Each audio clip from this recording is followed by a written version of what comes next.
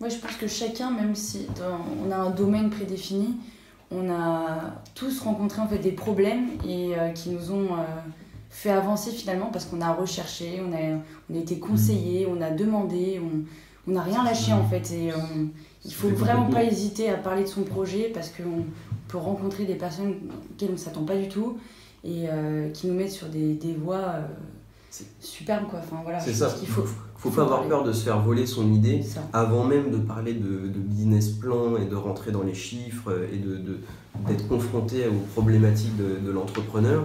Il y en a beaucoup qui ont peur de parler de leur idée parce qu'ils pourraient se la faire voler.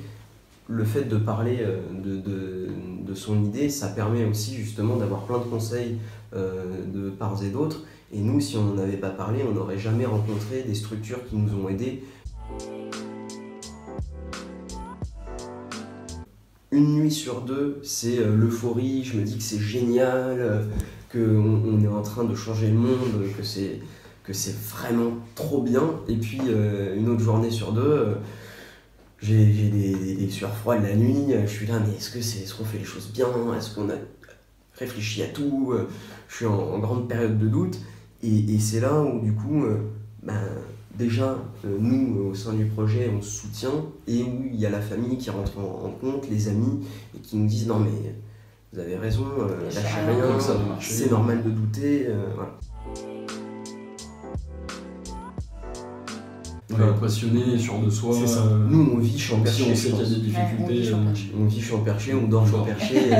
Parce que, voilà, on mange que de la menthe. Faut pas être enfermé dans son projet, ne pas écouter les autres et dire oui c'est le meilleur, c'est super. Il faut vraiment pas léser en fait ce que disent les autres quoi. C'est important. Se remettre en question. Se remettre en question. Ce que disait Sense Cube là, c'est tombez pas amoureux de votre projet. C'est un peu difficile parce dur. Que quand il coûte on l'aime notre projet. Ouais, j'en suis amoureux. Voilà. Mais on a tendance à s'enfermer dedans et à donc au début on était par hydro et puis finalement entre amis on s'est dit que ça sonnait pas très très bien. On avait après choisi HyCulture pour Hydroponic Culture. HY Culture. Voilà. Et donc on a fait le dépôt de la marque auprès de l'INPI pour pas se faire voler notre idée. On avait écrit tous les statuts. On tout préparé, les sites internet. C'est ça.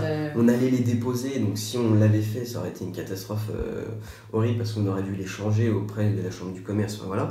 Et on a reçu une petite lettre d'avocat nous demandant des frais d'avocat, nous demandant de changer notre statut social, de ne plus jamais utiliser le nom HY. Un dépôt de marque d'une filiale qui s'appelle HY et qui décline. Et cette société-là s'appelle Satan. Et Satan, du coup, nous a envoyé un courrier en nous demandant de changer de nom.